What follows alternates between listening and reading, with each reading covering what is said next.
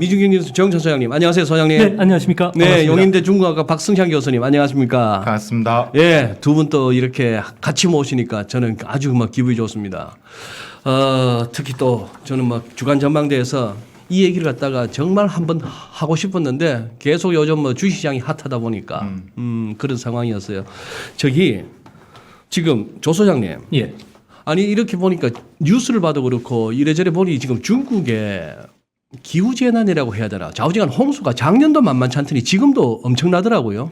네, 그렇습니다. 작년도만 하더라도 무려 지난 7월 달이었죠. 네. 대홍수로 인해서 수재민이 300만 명이 일어났고요. 네. 그리고 경제적 손실이 30조 원 정도에 달했는데요. 네. 지금도 현재 진행되는 걸 보면은 한 7월 19일 날 우리나라로 해가지고 토요일부터 시작을 해가지고 사흘간 무려 800mm 정도가 후난성 맞죠? 정조 쪽에 집중적으로 내렸고 허난성. 허네. 그리고 또 저희 베이징 쪽에서도 지금 내리고 있고 그리고 푸젠성은 지금 태풍이 강타하고 있고요. 네. 그리고 또 광동성 같은 경우에는 또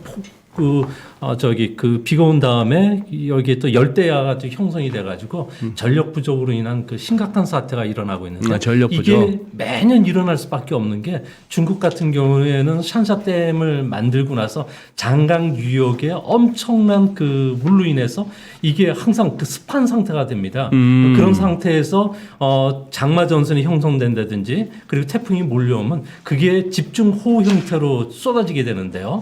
이게 이제 정조 같은 경우에는 우리로 해가지고 그 주변이 옛날 그 삼국지에 보면 조조가 다스리던 지역이 그 지역이 있거든요. 네. 곡창지대예요. 네. 그러다 보니까 중국의 곡물 생산량이 10%를 차지하는데 네. 이게 지금 현재 다 잠겼다고 하더라고요.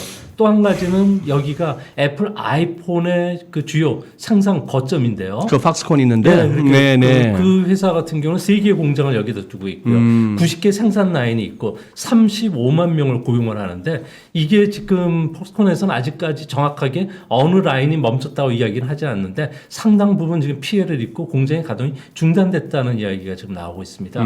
이 때문에 앞으로 애플 같은 경우에는 이곳에서 전 세계 아이폰 생산의 60%까지 생산하는데 올해는 네.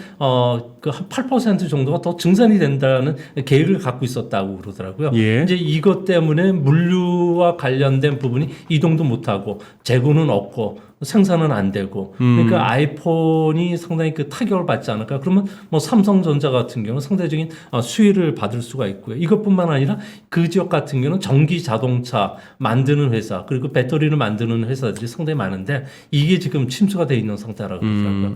그래서 이제 앞으로 뭐 기록적인 호우는 앞으로도 계속 일어나는데 과연 이번에 그 폭우가 이제 앞으로도 계속 진행이 될 거라는 이야기가 중국 기상청에서 나오는데 문제는 중국 기상청에 오보가 발생한 이유 중에 하나가 우리나라에서 그 기상 예보 시스템을 소프트웨어를 가져가서 자체적으로 이걸 돌려서 기상 예보를 했는데 워낙 폭우가 집중되고 이런 현상을 못 잡아냈다고 그러더라고요. 이걸 계량 모델이 우리 거를 주긴 했는데 얘들이 이 계량 모델을 정확히 분석하거나 해석할 수 있는 능력이 떨어졌던 것으로 보여져요. 그 약간 정조란 동네가 지금 실시간으로 이야기를 하지 않습니까? 네. 심각하거든요. 심각해요? 네, 심각하는데 이 허남성의 정조가 우리가 옛날에 중원 이야기가 허난성이 그 중국 지도에서 딱 한가운데 아닙니까? 중앙. 중원이를 바로 허난성을 중원. 이야기합니다. 그래서 우리 옛날에 그 무협지 보면 중원을 정확하라 할 때가 바로 허난성이고 바로 그 중심이 정조거든요. 네. 중국 왕조에서 가장 우리 같으면 경주 같은 가장 임금이 많이 살았던 곳이 바로 거기 중심입니다. 예. 그러니까 지금 이게 드러나는 것보다 피해가 훨씬 더 심각할 거고 이게 허리 역할을 하다 보니까 북에서 남으로 갈 때 동해에서 서로 갈 때 항상 거쳐가는 곳이 바로 거긴데 물류 문제가 분명히 생길 겁니다. 네. 물류 문제 생기면 전반적으로 지금 이제 우리가 지금 전력난 이야기도 좀 많이 하지만 중국 경제의 또 하나의 단순히 이게 홍수로의 개념보다는 이게 이제 그 파급 훅 다가올 이슈들이 더 있기 때문에 좀 조금은 좀 머리가 아프지 않을까라는 생각도 많이 듭니다.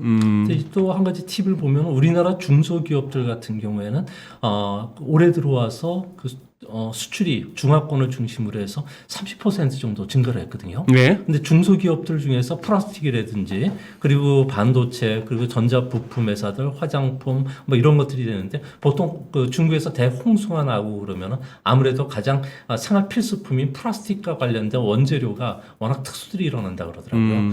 이거와 관련해서 우리나라 플라스틱과 관련된 기업들도 관심 있게 보셔야 되지 않나 이렇게 보입니다. 예, 예. 아, 지금 진짜 오랜만에 중국을 얘기했더니 지금 여쭤볼게. 칭화윤희도 있고 디디도 있고 그 요새 뭐 대만 문제도 있고 신장 위구르도 따져봐야 되겠고 지금 무슨 뭐 델타 변이란다. 중국은 어떤지 예, 뭐 우한 연구소에서 나왔는지 조사해라 했는 거 이것도 뭐 왜 돼간지 궁금한데. 디디 주식도 있고. 디디 주식도 있고 우리 저기 박 교수님이 칭화대 나오셨잖아요. 네네네네. 이 칭화윤희의 칭화가 그 상관이 있습니까? 칭화대하고. 상관이 있는 게 아니라 거기서 만든 데죠. 아, 그렇습니까? 대주주죠. 51%. 칭화대가 대주주예요. 일단 좀 설명을 드릴게요. 오늘 제가 이제 방송만 많이 하다가 유튜브 방송 이런 분위기는 또 처음인데 네. 오늘 방송에서 시간 정해서 못한 얘기 오늘 여기서 해도 되는 거죠. 그렇습니다. 예. 그럼 저 오늘, 뭐 오늘 여러분들이 편하게 가시죠. 다른 데 듣지 못했던 오늘 비하인드 스토리 제가 오늘 많이 풀어드리겠습니다. 좋습니다. 그러니까 칭화윤희 관련해서 제가 좀 설명을 드릴 때 지금 이제 우리 지금 파산 신청 이걸 어떻게 볼 것이고 앞으로 중국 반도체 굴기 어떻게 할 것인가 시리즈로 엄청 지금 많이 있지 않습니까? 그래요. 있는데 일단은 이 칭화윤희에 대해서 좀 이제 설명을 드리면 사실 이 제가 이제 칭화대학교를 아시는 분 다 졸업을 했고 제가 칭화대학 또 동문회장을 맡고 있으니까 제가 지금도 잘 네. 알죠. 이게 1988년도입니다. 이게 이제 그때 이제 북경대랑 칭화대랑에서 이제 기업 집단, 그러니까 이제 대학이 기업할 수 있는 제도가 생기면서 이제 시작됐는데 그때 이제 1988년 이제 칭화 기업 집단, 그러니까 지금 이야기하면 칭화 홀딩스, 칭화 유니그룹의 바로 위에 있는 데입니다. 네. 그게 만들어집니다. 그러면서 이제 그 밑에 회사가 칭화 자강, 동방 이런 회사들이 막 생겨요. 예. 칭화 자광이라는 회사가 바로 우리가 그 칭화 윤희인데 그때 이제 생기면 그때 그 당시 때 칭화 윤희는 뭘 했냐면 네. 그러니까 하면서 이제 잘 나갔죠. 그때 뭐 칭화 컴퓨터, MP3 뭐 이런 걸 만들었어요. 뭐 USB. 잘 나다가 99년도에 상장을 합니다. 상장을 했고 그다음에 그러다가 잘 나가다가 2008년도에 이제 그 미국발 금융위기가 생기죠. 생기면서 이제 이 칭화 윤희도 그리고 또 어려움을 겪게 됩니다. 수출이 안 되니까. 네. 그러면서 나오는 사람이 누구냐 나타나냐면 바로 짜오 웨이구라는 사람이 나타납니다. 바로 칭화 그 윤희의 CEO. 그러니까 이 짜오 웨이구라는 사람을 여러분들 잘 기억을 하셔야 됩니다. 이 짜오 웨이구 67년생이거든요. 저도 만난 적이 있고 저하고 친하기도 하고. 칭화 윤희 칭화 그룹 그러니까 말씀드리는 칭화 홀딩스 전 동사장 이사장도 그렇고 그러니까 제가 공부할 때 같이 공부했던 분이기도 하고. 예. 그래서 짜오웨이구에 설명을 좀 왜냐하면 짜오웨이구가 그 중심에 있기 때문에 그렇습니다. 이 사람 67년생인데 이 사람이 등장을 합니다. 제가 칭화윤희 이야기하기 전에 이걸 좀 베이스를 깔아줘야 여러분들 이해를 하실 수 있을 것 같아가지고. 그래서 이제 이서 구원투수처럼 짜오웨이구가 등장을 합니다. 예. 근데 이 사람이 짜오웨이구가 원래 칭화대 출신이긴 하지만 네. 뭘 했냐면 우리가 투자 회사를 했어요. 예. 그러다가 이제 힘드니까 이 사람이 돈을 내가 도와주겠다 하며 들어오면서 투자를 했고 2009년도에 칭화 윤희에 들어오기 시작하면서 내가 이 사람이 갖고 있던 회사가 있었는데 내가 투자회사입니다. 그 사람이 49% 지분을 가지고 있었고 네. 그다음에 칭화 윤희가 51% 네. 칭화 홀딩스 그래서 우리가 말하는 칭화 윤희가 생겨난 겁니다. 바뀐 거죠. 그러면서 이제 이 사람이 반도체 사업을 하기 시작한 거예요. 예. 반도체 사업을 시작하면서 어떤 일이 벌어지냐면 이제 자기가 이제 반도체 잘 몰랐죠. 이 사람은 이제 주로 이제 자본 쪽의 전문가입니다. 그러니까 칭화 윤희가 계속 이제 돈을 정부로 받고 상장시키고 M&A를 통해서 계속 확장을 해왔죠. 근데 잘 가다가 이제 이게 자기 생각대로 반도체가 안 되니까 이제 문제가 터지기 시작을 합니다. 그래서 이제 우리가 봤던 칭화 윤희의 현상들이 막 그러니까 생겨나고 있죠. 이제 돈을 못 받고 이제 자기가 이제 기술력을 될 줄 알았는데 못 하고 있었던 것들이죠. 자 이러다가 문제는 지금 이제 나타나는 게 칭화 윤희가 지금 어떻게 될 것이냐라는 부분에서 지금 파산 신청했는데 엄격히 말하면 칭화 윤희가 파산이 됐느냐 그렇게 볼 수는 없다. 칭하윤이의 51%는 살아 있는데 49% 즉 아까 짜오웨이고 회장이 갖고 있는 지엔쿤이라는 회사가 있어요. 이 사람이 아까 제가 금융 전문가라고 말씀드렸지 않습니까? 네. 이 회사가 자본 압박을 받는 겁니다. 예. 그러면 앞으로 어떻게 갈 것이냐? 제가 뭐 실시간으로 저도 이제 소통을 하지만 아마도 이 칭하윤이는 결국 정부가 살릴 겁니다. 그러니까 이 사람을 드러내고 칭하윤 그룹을 드러내고 다른 공적 자금을 어떤 해가지고 칭하윤이를 아마 계속 살릴 거다라고 저는 판단을 하고 아마 그렇게 됐을 경우 이제 중국 정부 입장에서는 반도체란 산업에 대해서 지속적인 성장 부분에 있어서 아마도 투자를 해 나갈 것으로 보여지고 시장에서 지금 이제 중국 반도체 끝났다라고 이제 이야기를 하는 부분에 있어서는 조금 결을 달리해서 봐야 된다. 칭하윤이의 짜오웨이구가 중심에 있다. 예전에 중국 반도체학회에서 뭐라고 했냐면요. 중국 반도체의 적장자라고 얘기할 때 바로 칭하윤이 바로 짜오웨이구를 이야기했어요. 네. 이 사람이 지금 이제 무너지기 시작하고 있다. 무너지기 시작하고 있다. 네. 그래서 정치적 배경은 없고요. 있죠. 이 사람을 끌고 온 사람이 누구냐면 후진타오의 아들 후아이펑이라는 사람이 데리고 후진타오의 아들이 데리고 왔다. 네, 그럼 또 연결고리가 좀 생기죠 또. 그러면 이제 그렇게 됐기 때문에 정치적인 부분들 그러면 이제 후진타오와 지금 시진핑 이제 그런 부분에서의 또 민감한 이슈도 또 당연히 존재할 수밖에 없는 구조고요. 기본적으로 3대 그 중국의 3대 권력 세력은 제가 제대로 알고 있습니까? 지금 후진타오로 하신 쪽은 공청단, 공산주의 청년단이고 그리고 지금 시진핑은 태자당이죠. 네. 아버지 세대가 모택동하고 그때 막 어쨌거나 고생했던 그 아들들. 그 다음에 이제 장쩌민 쪽이 상하이방이죠. 네. 그렇습니다. 그 세 개죠. 네. 그렇죠. 공청단, 예. 그리고 상하이방, 태자당. 지금 시진핑은 태자당이고. 네. 후진타오는 공청단이고. 알리바바의 마윈은 어느 쪽입니까 그러면? 알리바바 마윈은 어떻게 보면 정확하게 말씀드리면 상하이방에 가깝죠. 정확하게 말하면 상하이방이 네, 가깝다. 네, 그런데 너무 이 사람은 어차피 태자당이 될 수는 없는 거니까. 아무 출신 자체가 그렇기 때문에 이 사람이 성장 부분에 시작할 때도 마찬가지겠지만 상장을 할 때 그다음에 항주가 이제 바로 이제 절강세 바로 상해 옆에 있지 않습니까? 네. 그 성장할 때도 이렇게 후진타오 쪽 부분에서 또 있었지만 아까 말씀드린 상하이방의 도움을 많이 받았던 측면이 있죠.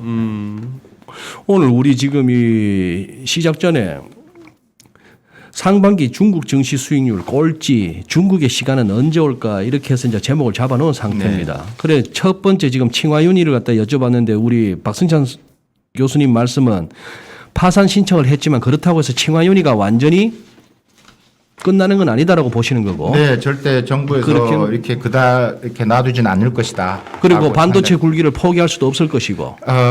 반도체 굴기 중국 정부는 반도체 굴기란 표현을 조심스럽게 이야기를 하죠. 그러니까 굴기란 말이 중국은 뭐냐면 쥐외치란 말을 쓰는데 벌떡 일어선다는 의미 그렇죠. 아니에요. 그런데 네. 중국 사람 그러니까 공식적으로 그런 말을 표현을 잘 안 씁니다. 그러니까 반다오티 쥐외치란 말을 안 쓴다고 하잖아요. 네.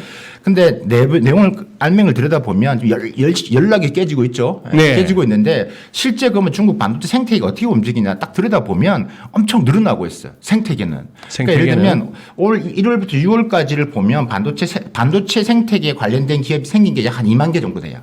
이게 스타트업이든 관련 업종이든 네, 2만 개 네. 정도. 이게 작년에가 한 2만 2천 개니까 더 이 반년 사이에 더 늘어났죠. 예. 우리가 중국 반도체 굴기가 죽는다고 했지만 이 상반기만 해도 반도체 관련 기업들이 더 늘어났다라고 이제 설명을 드리고 확대가 되고 있고 지금 중국 전체 반도체 관련된 기업들 생태계에서 전공정, 후공정 다 합쳤을 때 한 7만 2, 3천 개 정도가 있습니다.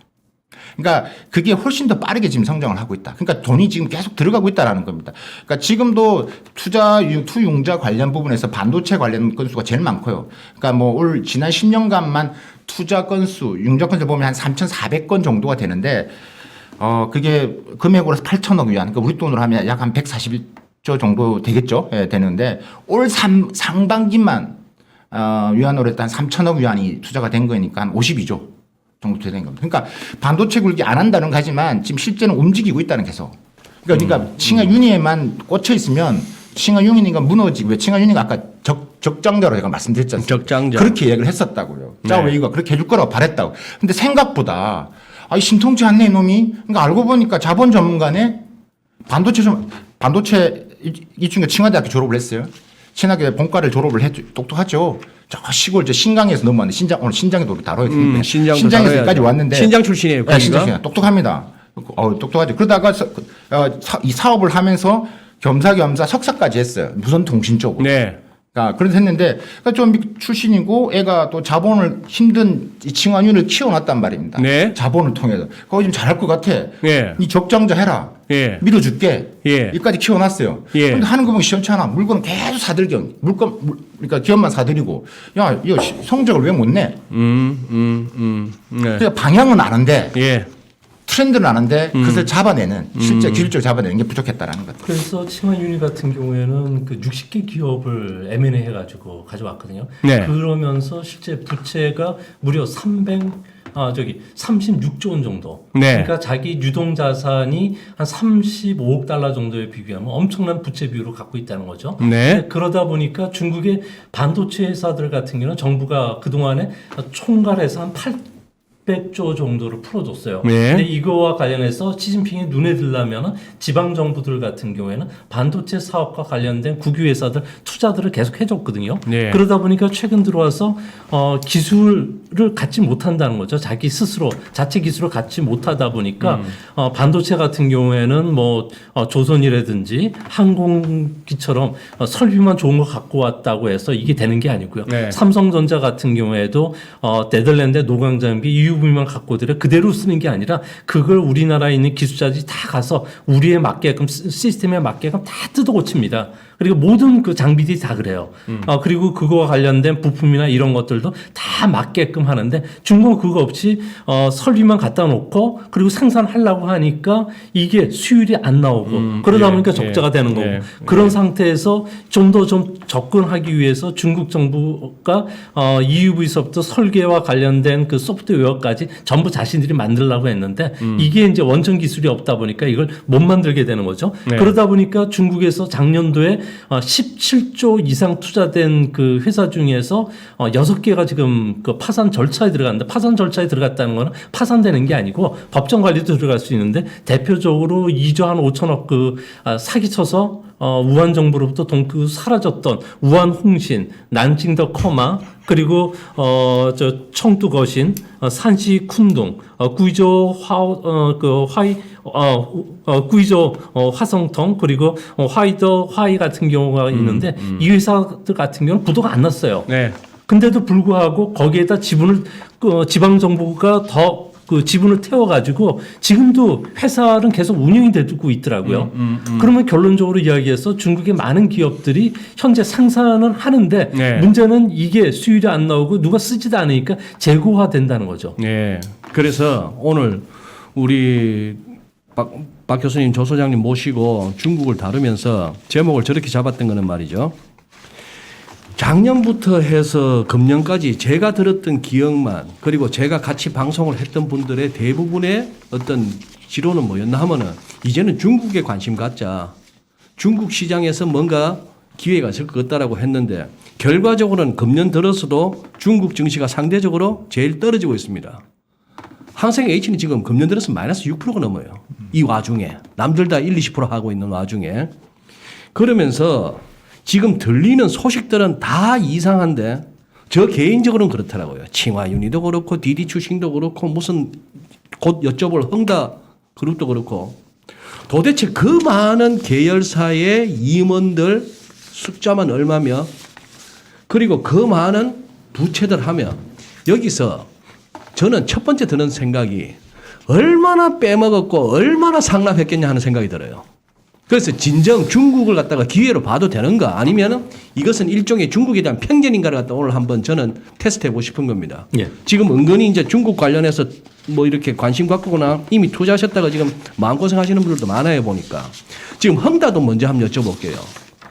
그거 맞죠, 소장님? 저도 기억이 나는 게 저기 처음에는 뭔가 싶은데 이제 기억해보니 그 베이징에 이렇게 몇 번 왔다 갔다 차 타고 왔다 갔다 보면 그 중간에 디립다 높은 그 항대 한자로 항자에 항상 항자가 큰 대자 쓰여 있는 그 큰 대자 미적 감각이랑은 하나도 없이 그냥 디립다 크기만 한 건물 그거죠. 예, 맞습니다. 걔들이 1위 부동산 그룹? 1위는 아니고요. 중국에서 10대 그룹 안에 들어가죠. 왕커라든지 뭐 그 바오리 뭐 헝다 뭐 그렇게 해가지고 예, 맞습니다. 헝다. 3대라고 보시면 될 거예요. 그리고 저 에버그란데라고 하는 거 보니까 그 항상 우리는 톨 사이즈냐 그랜드 사이즈냐 할 때 우리는 에버그란데다 이 말이네. 헝다, 예, 예. 항대, 헝다. 근데 지금 우리 국내 언론에서도 제법 다뤄요.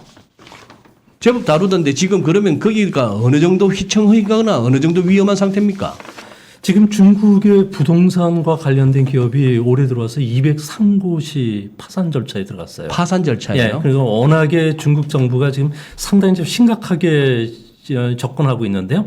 중국이 경제 성장률이 2분기에 7.9% 나오지 않았습니까? 1분기는 13% 넘게 나왔고요. 예. 그러면은 결론적으로 이야기해서 미국처럼 빨리 금리도 올리고 그리고 네. 양적 완화를 축소해야 되는 게 맞는 거 아니에요. 인플레이션도 일어나는데 그 와중에 뭐 지진율 인하 지진율을 또 인하시켰거든요. 그 이유 자체는 경영난에 빠진 기업들이 상당히 많았다는 네. 거죠. 왜 그런 거니? 중국에서는 그 우리 저 박승찬 교수님이 잘 아시겠지만 1등 기업과 2등 기업이 싸우면은 시장을 놓고 싸우면은 3등 기업이 사라져요. 워낙에 이 그 원자재 가격이 오르더라도 가격을 인상을 못하는 이유 중에 하나가 실제적으로 가격을 올려서 고객을 놓쳐버리면은 앞으로 성장 잠재력을 뺏기게 되고 네. 그러다 보면 은행에서 대출을 회수해 들어온다는 거죠. 그러다 보니까 실제 중국에서는 많은 적자라도 계속 생산을 해야 되는 상황이 몰렸는데 네. 그런 상태에서 미중 간의 마찰도 있었고요. 또 중국 정부가 올해 3월 달에 전인대에서 금융과 관련해서 회색 코뿔소 출현과 관련해서 주의하라고 하면서 금융 긴축 정책으로 모두를 바꿨거든요.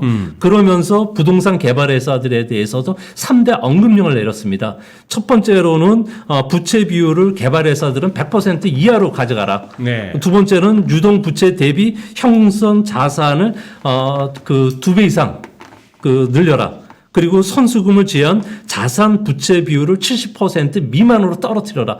근데 실제적으로 부동산 개발 회사들 같은 경우에는 보통 그 300% 400% 정도 되는 게 보통 예인데 이거를 어느 순간에 갑자기 떨어뜨린다고 한다고 해서 이게 떨어지지 않는다는 떨어지지가 거죠. 않는 일이. 예. 네. 왜 그러니 그 회사와 관련해서 같이 그 부동산 개발에서는 우리나라 건설회사 옛날 청구나 한양 뭐 이런 기업들이 왜 부도가 났겠습니까? 문어발식 확장을 했죠. 거기에다가 뭐 백화점도 인수했죠. 그리고 뭐 개발회사만 하는 게 아니라 돈을 빼돌리기 위해서 다른 그 하청 기업들을 많이 설립을 했거든요. 네. 거기에 돈이 많이 빠져나갔고 예. 그러다 보니까 실질적으로 이런 그 금융 위기와 관련된 부분에서 상당히 좀 취약했다는 거죠. 정책이 이제 바뀌었고 그러다 보니까 헝다 같은 경우에도 현재 유동성 위기를 겪게 되면서 홍콩에서 이 헝다 같은 게 대형 부동산 개발회사들은 대부분 중국에 있는 은행으로도 빌린 게 아니라 워낙에 그 신용 등급을 높게 받아요. 얘들은요.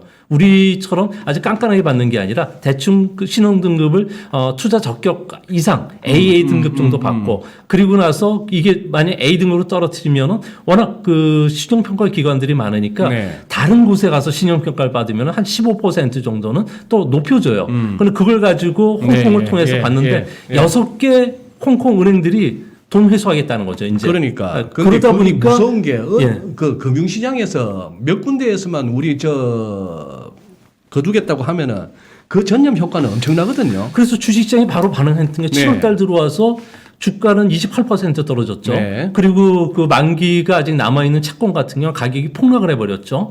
그러다 보니까 이제 더 다른 하청기업서부터 돈 달라고 지금 나서고 있고 그게 다른 부동산 개발에서 확산이 되고 있다는 거죠. 그러면 알겠습니다. 그러면 네. 박 교수님 단도직입적으로 네.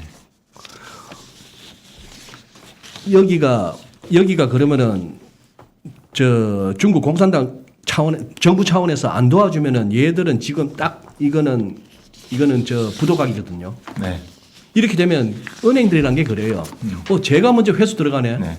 나 이거 가만히 있으면 나 바보돼. 같이 들어가게 돼 있는 거고. 네. 기존 라인도 안 줄 거고. 네. 이러면 딱 막히는 거고. 뭐 분양도 못하게 한다며 어디선가는. 선분양. 예. 예, 지금 그럼- 다 선분양으로 해서 한 것들. 그럼 이거는 딱 각이 이제 그건데 망할 수밖에 없는 각인데 과연 그 대마를 갖다 죽일 수 있습니까 중국이? 그러니까 그 이슈를 좀 나눠서 봐야 되는데 나눠서? 제가 아까 짜웨이고 그거 말씀드리면 제가 이제 짜웨이 그거 이야기 왜냐 그거하고 좀 사태가 좀 다른 게 그는 아까 제가 말씀드렸다시피 칭화라는 상징적인 부분도 있고 키워야 되고 근데 아까 그 내용은 죽이진 않을 거다 말씀드렸고 자 외국가 아까 개인적으로 이 사람이 사장을 하고 있는 데가 그러니까 투자한 데가 뭐 엄청 많아요. 그러니까 개인 돈 엄청 많이 있다라는 것들이죠. 아하.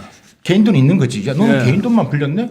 너 키우라는 반도체는 안 키우고? 그러니까 아까 제가 이제 이 이자오웨이를 한국에 불러서 제가 세미나도 하려고 그랬다니까요. 친하니까. 했으면 대박 났을 텐데 저도. 어쨌든 그런데 좀 다르다는 거예요. 자, 그런 말씀을 했던 이게 대마를 죽일 수 있느냐 약간 어려움이 있을 수 있을 것 같아요. 근데 다른 게 뭐냐면 이 부동산 기업 부분에서는 이건 중국 정부의 일관된 정책입니다. 지금 이제 집은 거주형이 투기형이 아니다라는 부분들. 이걸 그건 잡지 뭐 못하면 안 되기 그건 때문에. 우리나라에서도 나오는 레토릭이죠. 그죠. 지금 레토릭은 이걸 그렇지만. 그런 부분인데 이걸 규제 아까 여러 가지 세 가지를 말씀하셨는데 방향성이 지금은 이 부채와도 연결되어 있기 때문에 네. 이걸 하지 않으면 안 된다라는 것을 중국 정부는 알고는 있죠. 그래서 지금 이제 높이고 있는데 어떤 문제가 있냐면 야, 근데 이게 이 칼을 대는 게 아까 이 거주형이 투기형이 아닌 것도 있지만 또 하나가 뭐냐면 이 덩치 큰 이 건축 이 부동산 개발업자는 지방 정부와 다 어느 정도의 결탁이 되어 있습니다. 관시. 예. 관시보다는 이게 뭐 음성적인 게 관시가 있습니다. 아니고 음성적인 게 있습니다. 예, 예. 야, 이놈들 안 되겠네라는 것들도 있는 것들이죠. 근데 예. 그 규모가 엄청 크다는 것들이죠. 예. 근데 한편은 그렇게 괘씸한 건데 괘씸하네. 한편은 뭐냐면 이해가 하는 게 뭐냐면 농민공들 엄청 일자리를 또 만들어줘요. 예. 그죠? 그렇기 때문에 이 3대 지금 이 부동산 기업 중에 하나 이 헝다를 이걸 어떻게 할 것이냐, 이 손을 어떻게 대야 될 것이냐. 그러니까 지금 나서서 하지는 않을 거예요. 지금 벌써 이미 어느 정도의 교감이 있었고 지금 은행들이 저렇게 지금 나온 상태는 이미 어느 정도 묵인을 하고 있다라는 생각이 듭니다. 예. 안 그러고요. 저러겠습니까? 그렇죠. 은행이. 그렇기 때문에. 그것도 중국에서. 근데 고민은 깊을 거라고 제가 아까 말씀드렸다시피 이게 있을 때 이 농민공들 이 물량이 얼마나 많겠습니까? 우리가 흔히 말 중국 곳곳에 가면 유령의 집, 엄청난 아파트에 사람들 살지 않는 이런 애들이 만들어 놓은 것들이거든요. 네. 그렇기 때문에 네. 고민은 있을 거지만 어느 정도의 대마, 3위 안에 들어가는 기업들에서 칼을 댄다라는 부분에서는 쉽지는 않을 건데 근데 어느 정도까지는 벼랑 끝까지는 아마 몰고 갈 생각은 갖고 있는 것 같다. 그래 교수님 보시기도 좀 아슬아슬하시구나. 네, 네. 네.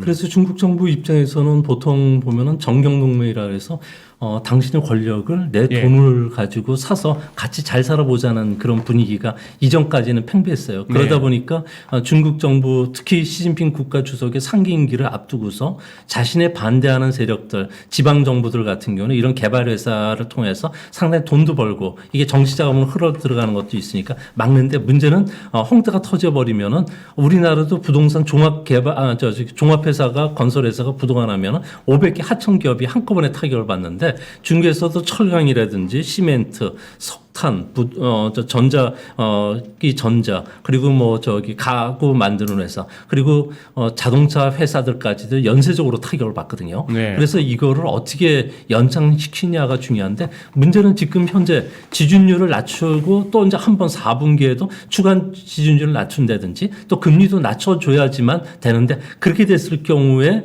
중국에 대한 서방 세계가 보는 그 시각은 아주 싸늘해진다는 거죠. 그래서 그렇게 됐고 거기에 미중 간의 패권 전쟁을 통해서 홍콩에 있는 많은 금융기관들, 많은 기업들이 이제 외자 기업이 중국에 대해서 투자를 안 하는데 여기에 대고서 시 주석이 서방 국가들이 자기를 괴롭히고 중국을 괴롭히면은 만리장성에 머리가 터질 것이라 그랬죠. 디디 추싱에 대해서 또 압박을 하고 있죠. 알리바바 한테 지분을 다 뺐고 그리고 30개 IT 기업들 같은 경우에 디지털 플랫포머들 같은 경우는 올해 말까지 자신들의 그 지분을 다 토해놓고 자기는 은퇴해야 된다는 거죠. 근데 이런 상황 속에서 누가 중국에 투자를 해주겠느냐? 그러니까 중국 정부 고민도 깊어질 것 같아요.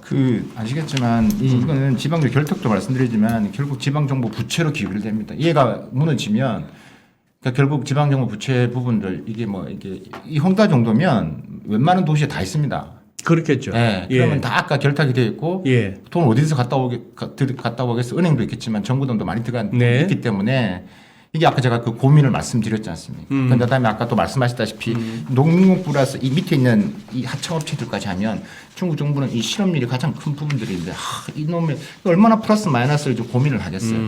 그러니까 그런 부분이 있기 때문에 근데 벼랑 끝까지 가는 것 같다. 그러면 디디 추식 말씀도 하셨지만 좌우지간 이야기했죠, 44억 달러를 갖다가 조달을 했어요. 뉴욕 증시에서. 뭐 44억 달러면 이게 얼마입니까? 40억, 400억, 4천 한 5, 6조 되는데 우리 돈으로 이걸 갖다가 그냥 미국 사람들한테 돈을 갖다 미국 어쨌거나 중국 사람은 아닌다서 그 정도 돈을 갖다 조달을 했는데 지금 왜 이렇게 알리바바 때부터 시작해서 이런 쪽으로 중국이 기술주 성장주라고 할 만한 이 기업들을 왜 이렇게 핍박하는 거죠? 제가 오늘자 신문 칼럼에 이게 나왔는데 네. 제가 이걸 썼습니다. 그러니까 오늘자 보시는 분도 한번 찾아보시면 바로 떴을 텐데 저는 이제 표면적인 이유와 내면적인 이유를 설명을 드리겠습니다. 표면적인 이유와 그러니까 내면적인 드러나는 이유, 네. 흔히들 추측할 수 있는 이유, 네. 신문에서 지금 이야기하고 예, 있는 예. 이유들. 그다음에 내면적인 속내는 뭐냐? 그러니까 지금 뭐 괘씸죄 이렇게 말을 하죠. 표면적으로. 네, 지금 괘씸죄 우리가 흔히 지금 매체에서 그렇게 지금 달고 있죠. 그래서 네. 뭐 야 공산당 창당 100주년인데 네가 바로 그 전날 바로 네가 상장을 해? 내가 가지 말라고 했는데 네가 갔어? 이런 거 아니겠어요? 근데 디디 추싱이 바보가 아닙니다. 그러니까. 예. 가지 말라면 안 갑니다. 그러니까요. 그러니까 뭐가 이 시간차가 안 맞았다라는 걸 설명을 드리고요. 그러면 자 표면적으로 이거 했던 부분에서 어쨌든 기분 나쁘긴 합니다. 그러니까 그 표면적 이유는 매우 심플합니다. 제가 볼 때는 야 네가 중국에서 90% 매출 이상을 다 올리잖아. 그런데 네가 미국과 상장을 해. 지금 미중 간이 사이도 안 좋은데. 네. 그럼 결국 미국 투자자들도 돈 벌게 해주잖아. 그러니까 흔히들 말했다 뭐 춤은 중국이 추고 돈은 미국이 벌어가는 구조죠. 이제 그짓 그만하라는 거죠. 그래서 돌아오라고 내가 하지 말라고 했던 게 뭐냐. 커청반 만들어줬지 너희들한테. 거창판. 네. 네. 여기 상장하라고. 그다음에 CDR 제도 개혁해 줬잖아. 다시 돌아오라고. CDR 부분들 중국 예탁 정서 말씀드립니다. 그러니까 미국의 상장 CDR은 DR 앞에 차이나 C. 그렇죠. ADR 있고. 예. 그러니까 지금 그러니까 중국 기업들 다 이제 ADR을 통해 미국에 상장했던 것처럼 지금 미국에 상장한 중국 기업이 한 250개 정도 됩니다. 네. 기업들 다 대부분 중국에서 매출 올려가지고 만들어 상장했는데 그렇게 됐다는 거죠. 이제 그게 이제 표면적 이유인데 근데 내면적인 이유는 뭘까? 왜 그랬을까? 네. 저는 두 가지로 봅니다. 첫 번째 데이터 안보입니다. 데이터 안보 전쟁이죠.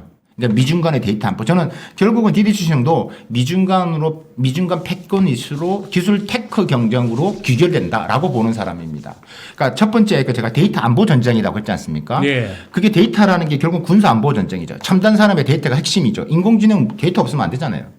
기본이거든요. 아니 디디 추싱이 그거 중국판 우버 아니에요? 그렇죠. 데이터 다 보고 있죠. 아니 그래 뭐 디디 추싱으로 해서 택시든 뭐 자가용이든 간에 불러갖고 우버 타고 다니듯이 타고 다녔어요.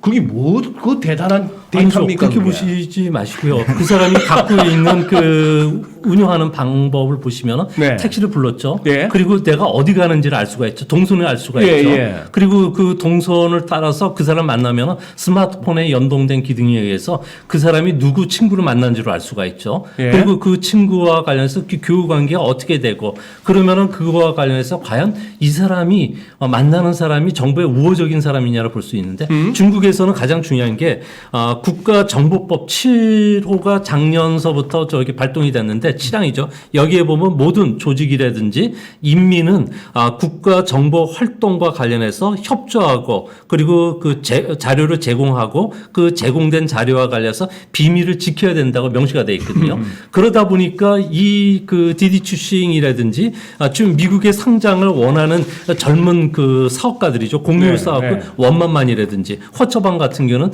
트럭이라든지 화물차를 운영하고요. 구직 사이트인 웹 같은 거, 보스피핑 같은 경우에도 대표적인데 이 회사들은 중국에다가 이런 자료를 주면은 미국에 가서는 자신이 SEC에 걸릴 수가 있으니까 네. 미리 상장을 시켜가지고 실질적으로 그걸 회피하려고 한 것은 아닌가 하는 생각이 드는데 문제는 민간 기업들 같은 경우에 중국 정부가 상당히 통제가 강화되고 있는데 내년 2월 달 위에나와 관련해서 디지털 통화가 발행이 돼요. 네. 그러면 실질적으로 민간 기업의 모든 개인 데이터 그리고 여기에 경제권 그리고 바이두라든지 메이투안이든지 이런 쪽에서 모은 소소한 데이터까지 모아지면은 휴대폰을 통해서 위치 추적이 가능하죠. SNS를 통해서 감시가 가능해지고 그리고 동작 인식 카메라나 이런 걸 통해서 그 사람이 그 활동하는 걸 다 보게 되면은 실질적으로 시진핑이 원하는 행복한 감시 사회에서 누가 내 적이 되고 그리고 얘가 어떤 불온 사상을 만나는 사람인지 알게 되니까 완벽한 사회주의를 구축하는데 한치의 오차도 없이 만들기 위해서는 다들 IT 기업들도 얼룩말 기업이 되라는 게 시진핑의 지시거든요. 네. 그러니까 따라오라는 거죠. 그래 좀 쉽게 설명드릴게요. 아까 이거 좀 듣는 분이 더 어려울 수 있는데 제가 아까 했던 기억하시죠? 첫 번째가 뭐라고요? 데이터 안 보라고 했어요. 데이터 안 보. 그럼 TD 추싱이 그냥 그 우리가 차를 부르고 있는 게 아니라 TD 추싱이 갖고자 하는 방향이 뭐냐면 결국 전기차 사업입니다. 네네네. 그렇게 전기차 사업을 하기 위해서는 전자 지도가 필요합니다. 네. TD 추싱이 갖고 있는 것은 단순하게 뭐 지금 뭐 있는 게 아니라 어느 지형에 어떤 건물이 있고 뭐가 있는지를 TD 추싱은 다 갖고 있다는 거예요. 그러니까 전자 지도를 지금 만들고 있었다고요. 그러니까 이런 있었기 때문에 지금 이 데이터가 넘어간다고 생각을 하는데 지금 제가 이제 데이터 안보 부분에서는 제가 3+2 종합 세트 법안이 완비가 됐다 이 말을 하거든요. 네. 3+2 종합 세트 법안이에요. 네. 3은 뭐냐면 네트워크, 그러니까 3종 세트 보안법이에요. 그게 네트워크 보안법, 국가보안법, 데이터 보안법. 이게 3종 보안법 세트. 이걸 도와주는 두 가지 또 법안이 있어요. 그게 뭐냐면 반독점법, 개인정보보호법. 요거 다 그래서 3+2 종합 세트 법안. 이 지금 TD 추싱은 요 안에 다 갇혀 있는 구조예요. 아하. 그러니까 이런 부분이 있다 보니까 지금 지금 원래는 TD 추싱 그러니까 아까 데이터 보안법 같은 경우는 뭐냐면 처음에는 교통 영역 데이터는 들어가 있지 않았어요. 근데 네. 그 빌미를 제공했던 게 바로 테슬라예요. 예. 테슬라가 중국에서 했을 때 이슈가 됐잖아요. 네, 다 네. 아시잖아요. 예. 이게 안 되겠네? 넣어야 되겠네? 초안에는 데이터, 원래 데이터 제가 말씀 보안법에는 없었는데 그 교통이 들어간 거예요. 그 이제 그런 부분들이죠. 데이터 보안법 3장 26조, 아까 제가 말씀드렸잖아요. 이 내면적인 데이터 안보 전쟁, 미중간 안보 전쟁이다. 네. 데이터 보안법 3장 26조를 보면 어떻게 나와 있냐면 어떤 국가나 네. 지역이 데이터와 데이터 제가 한번 설명, 예. 개발 기술과 관련된 투자나 무역 관련된 부분에서 만약에 중국에 차별적인 금지 제한할 경우 옛날에 틱톡처럼 제한할 경우 중국은 그에 상응하는 조치를 취할 수 있다. 이렇게 나와 있습니다. 그러니까 이제 이게 이제 단순히 그냥 TD 추싱을 뭐 괘씸죄가 이렇게 보시면 안 된다는 테슬라 이야기. 잡으려고 이러나? 더 많을 수 있죠, 앞으로는. 앞으로 더 많을 수 많- 있죠. 예. 네트워크 보안법도 또 관련된 게 많습니다. 네. 서버를 반드시 중국 네. 이전해야 된다. 다음 보안 등급 심사받으라. 이런 게 있다는 네. 부분들이죠. 네. 두 번째가 지금 이슈가 아까 데이터 안 보고 두 번째 있다고 그랬죠. 미국이 중국 테크 기업 제재하게 할 때 미국이 중국 테크 기업을 더 제재할수록 아까 말씀하셨다시피 보복 조치를 위한 포석을 까는 거예요. 미리. 이게 미리 까는 거라고. 그러니까 안보 전쟁을 니도 하니까 우리도 우리 걸 안 나가야 되니까 막는 부분들. 그 다음에 만약에 미국이 중국 테크 기업을 계속하면 할수록 이 5개 3+2 종합 세트 법안은 많은 분들이 오해하시는데 이걸 하나로 보시면 안 된다니까. 3+2는 뭐예요? 한 몸이에요, 한 몸. 예. 다 걸린다니까. 지금 TD 추싱은 이 5개 안에 다 걸린다니까요. 예, 개인정보법, 플랫폼 기업들이 개인정보법 안 걸린 데가 어디 있어요? 다 걸린다고요. 지금. 예. 그럼 역으로 말하면 미국의 플랫폼 기업도 똑같이 마찬가지라는 이야기입니다.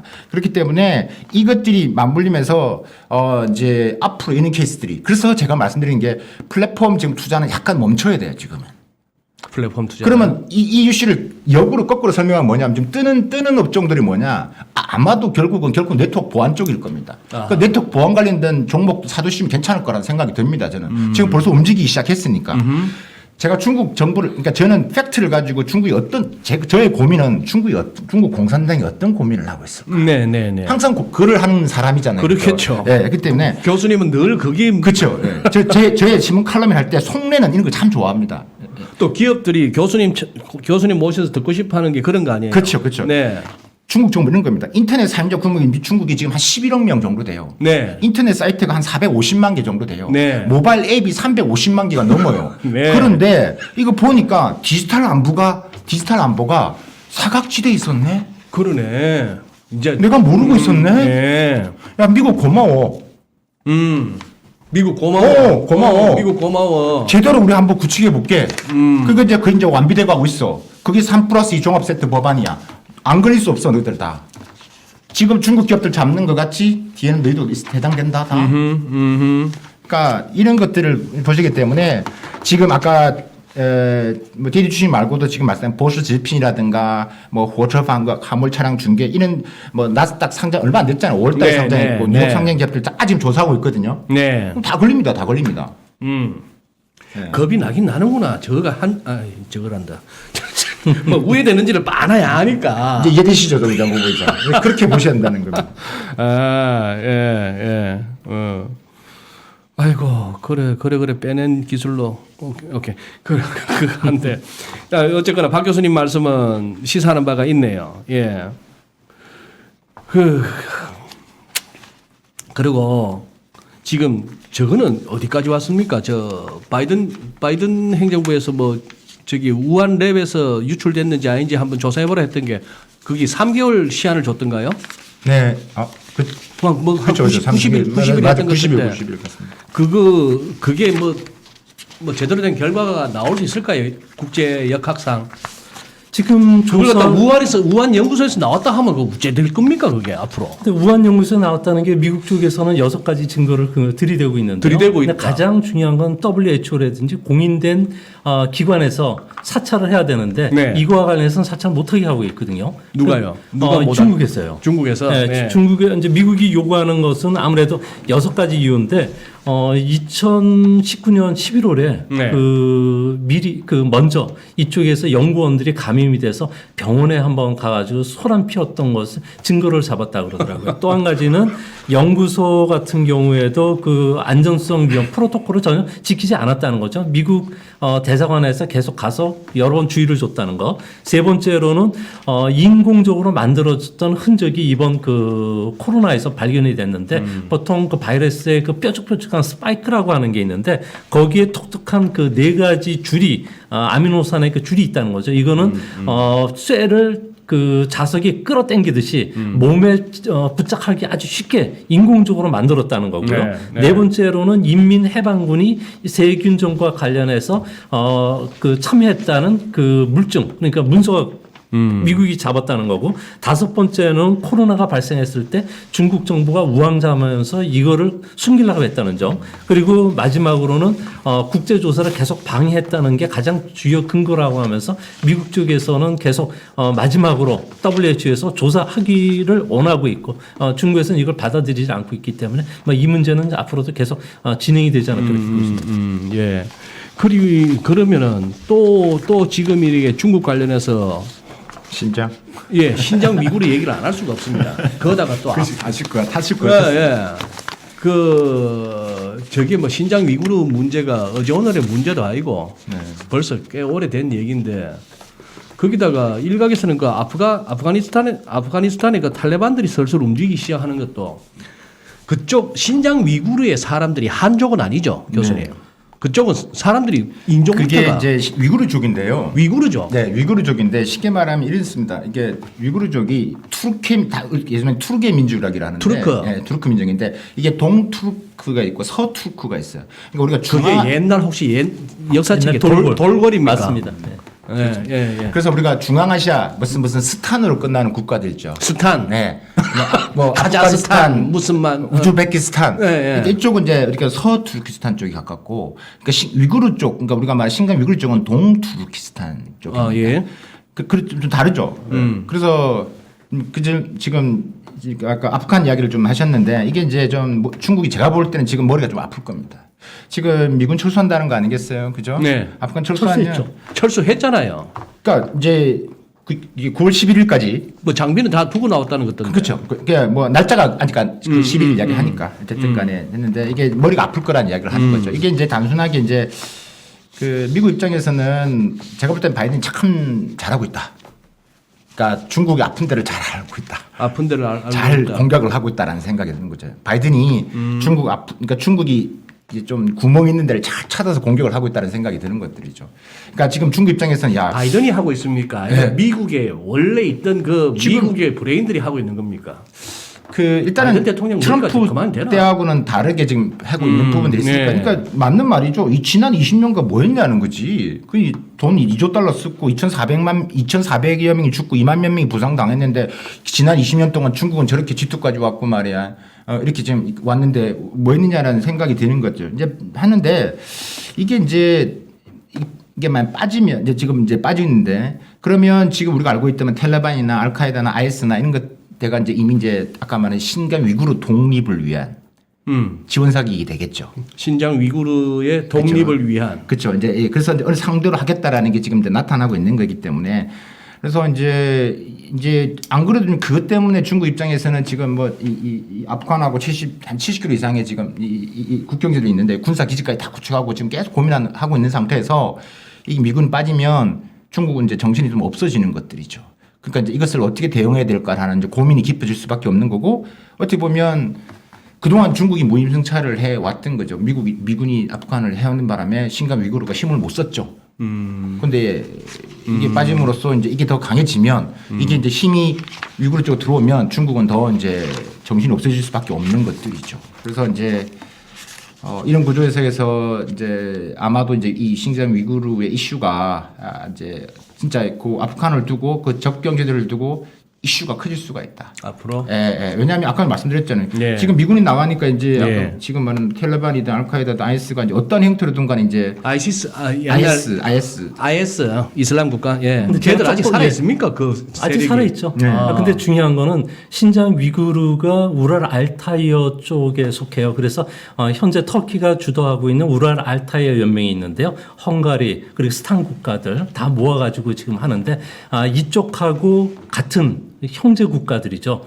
저 신장 위구르 사람들이. 소장님, 우리도 우랄 알타이어죠. 맞습니다. 예, 그럼 그러니까 우리도 그쪽 어순이 거의 똑같다는 거죠. 우리도 그쪽 예. 그쪽 동네가 가까운 거예요. 그게 이제 우리도. 고구려 시대 연결이 되니까 그런지 모르는데 근데 문제는 골 때린다. 네, 이쪽 지역이 상당히 민감한 이야기 중에 하나가 예. 이 사람들과 관련해서 그 독립 성향이 워낙 강하니까 예. 이 사람들을 생산하는 지역에 강제 노동을 시킨다든지 네네네. 태양광이라든지 그리고 그 배터리와 관련된 이런 사업에 무임으로 그냥 돈을 쓰고요. 그리고 여자들 같은 경우에는 그 자궁 적출이라든지 이런 그 강제적인 걸 하고 그러다가 애들 같은 경우에는 아예 그 집단적으로 수용 시설에 가둬두기도 네, 하고 예. 그리고 그 이슬람교가 지금 상당히 그 노했던 이유 중에 하나가 그러니까 그 소위 말해서 그 무슬림 그 사원들 같은 경우에는 거기다 돼지고기 파는 정육점을 한다든지 화장실을 만들어 버렸다는 거죠.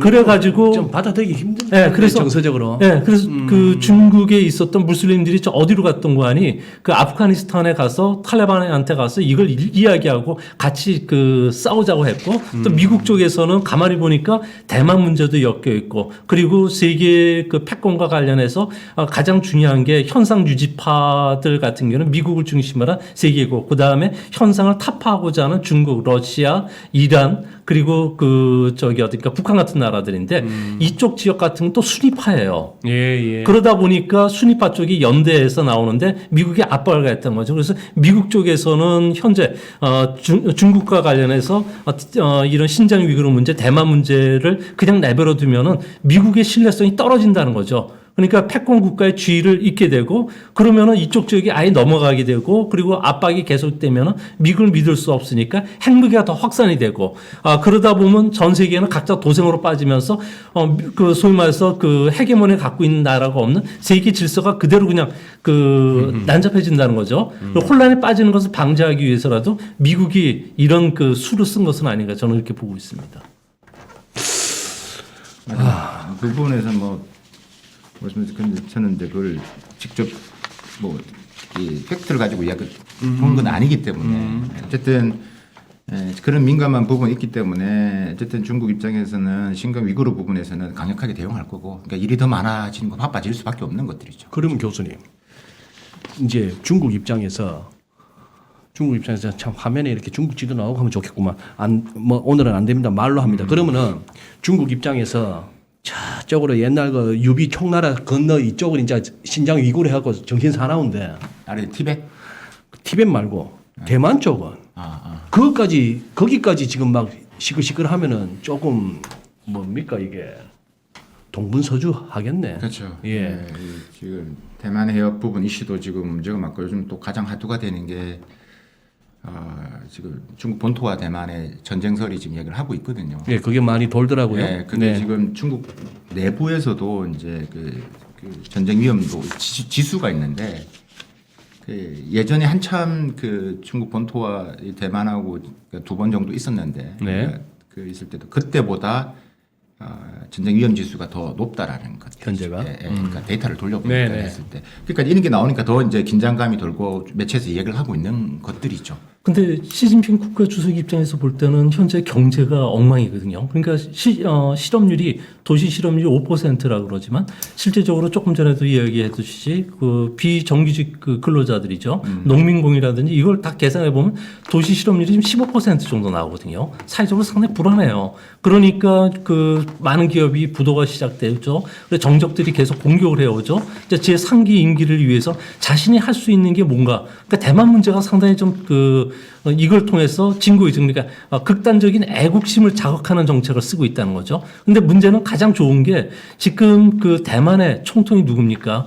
차잉원 여성이죠. 네. 그리고 또한 그 스트롱맨이라고 하는 트럼프가 대통령이 아니라 유연한 바이든이라는 겁니다. 그러다 보니까 북한 같은 경우에 조금 미사일 발사하더라도 그냥 지켜만 보니까 이거 조금 우리가 압박을 하면은 내 인기가 올라갈 수 있지 않나? 정적들 제거시킬 수 있나? 그런 그 내부적인 요인도 있는 거고요. 또한 그 미국 쪽에서 볼 때는 대만 침공을 6년, 3년 정도 앞두고 있다고 보는데 이제 문제는 작년부터 대만 문제와 관련해서는 시진핑이 정적들로 상당히 공격을 받을 때 작년에는 무려 대만에 380번의 군사적 훈련을 했다는 거죠. 바로 주변에서. 그리고 지금은 매일 한 번씩 하고 있어요. 드론까지 막 띄워대고 있는데 네. 특히 이제 대표적인 게 그 H-6K라고 하는 핵폭격기도 계속 보내고 있고요. 예. J-16이라는 전투기도 보내고 있고요. Y-8이라는 대잠 항공기도 보내고 있고요. 또 KJ-500이라는 조기 경보기까지 그냥 날리고 있으니까 상당히 좀 위험한 상태로 들어가는데 문제는 대만이 만약에 독립을 하겠다고 선언하면은 중국 입장에서는 강제 그 무력을 쓸 수밖에 없는 위치에 들어갔는데요. 중국과 대만이 이렇게 조우하다 보니까 재미있는 게 대만 항공기 전투기 조종사들 같은 경우에는 중국이 나가라 그 중국이 들어오면 나가라고 하거든요. 중국말로 뭐라 그러죠? 링공 추오빠라 그러나 나가라는 이야기가. 예. 근데 그 중국 애들은 예. 조 소장님 다시 한번 해보세요. 어디 한번 제가 볼게요. 예. 링공 추오빠? 추치파? 링공 추치파? 링콩 네, 총링콩 투치바. 좀- 그러니까 그 영공에서 나가라는 거죠. 영공에서 나가라. 총영공 투치바. 여기 전체가 중국은 여기 오늘 방금 전체가 들으셨습니다. 중국 영공이야 그러니까 여기에서 그냥 계속 싸움들이 일어날 수밖에 없는 거고요. 또 이제 시간이 이제 좀 더 촉박해지기 시작하니까 시진핑 같은 경우에도 내부 정변 문제도 있고 그러니까 대만 문제와 관련해서는 상당히 좀 압박 강도를 더 늘리지 않을까 보이고 또 대만의 또 반도체도 군사적으로 상당히 중요한 무치도 있고 그래서 앞으로 양안 관계는 점점 시간이 갈수록 더 긴장감이 고조되지 않을까 보이고 저희 결론은 전쟁 안 납니다.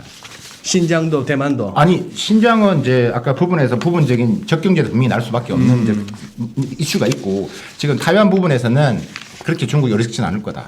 중국이 어리석다. 분명히 미국이 있는지 알고 있기 때문에 그다음에 지금 어차피 지금 대만은 분리돼 있는 상태고 그다음에 지금 독립이란 부분에서 아까 뭐 독립 원하는 게 아니라 그건 대만 내에서도 이제 우리는 갈려진 입장이기 때문에 지금 이제 그거는 여러 여론전이라든지 뭐 주변 상태를 이제 계속 여건을 만들어 나가는데 진짜 무력으로 하는 부분에서는 어리석은 행동은 하지 않을 것이다.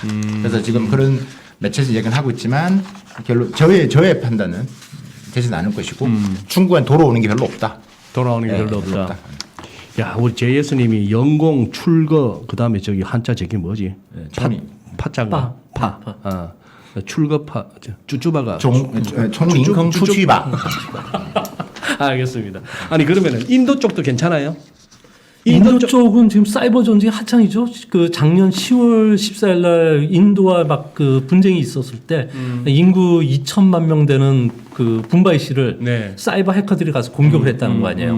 그래가지고 그 전력을 다운시켜가지고 군사 시설뿐만 아니라 실질적으로 그 인프라 시설을 전부 그냥 마비시켜 버렸거든요. 네. 그래서 인도 감정이 국민들 감정이 상당히 지금 일어났는데 또 여기에다가 사이버 해킹까지 했어요. 그러니까 1월 초서부터 3월 4일 날 3월 2일 날이죠. 그 마이크로소프트의 그 소프트웨어에 그냥 중국의 해커들이 가서 강력하게 공격을 해가지고요. 전 세계 25만 개 서버를 공격을 했는데 미국 기관들은 그 3만 개가 당해 피해를 입었고 그리고 전 세계적으로 14만 개 서버가 그냥 피해를 입었는데 이거와 관련해서 미국 정부가 중국 수행이고 또 미 법무부 같은 경우는 4명을 해커들을 국가안전부 소속 해커들을 그냥 그 기소시켜 버렸고 그리고 오케이. 얘들이 어떻게 운영했던 걸 보여줬다는 거죠. 그러면 뭐 옛날처럼 인도와도 계속 부딪히겠죠. 부딪히는데 옛날처럼 뭐 총 쏘고 미사일 쏘고 하는 그것까지는 국지전 부분에서 충돌은 일어날 수 있는 부분 있겠죠. 그리고 계속 일어날 수 오늘 있고. 두 분 모시면서 제가 꼭 여쭤보고 싶었던 거 지난 7월 1일 날 그 창당 100주년 네. 그때 연설할 때 시진핑 주석이 연설할 때 말이죠. 네. 아니 좌우지간 중국한테 개기는 애들은 요약하자면 개기는 애들은 13억인가 14억 인민들의 만드는- 피와 살로 뭐 쌓아진 만드는 장성의 장성한- 머리 철의 장성 철의 앞에서. 장성에 머리가 깨지고 것이다. 피가 뭐 철철 흐를 것이다. 아니 저기 국가 지도자가 전 세계에서 이렇게 주시하고 있는 와중에 그런 레토릭을 쓰는 예가 있나요?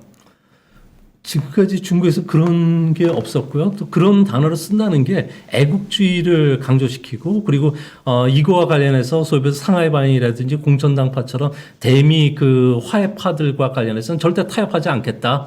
밀고 가겠다. 뭐 그 이야기를 하고 그 이후에 지금 현재 중국 같은 경우는 4,400만 명 정도가 시진핑 국가주석이 되고 나서 숙청을 했거든요. 그러니까요. 그러니까 앞으로도 더 숙청 이거와 관련해서 계속 밀고 나가겠다는 거죠. 근데 교수님은 짜지 않으셨어요? 그때 그 연설 들으시면서. 세죠. 예, 세죠. 예. 그 저도 이제 그걸 네.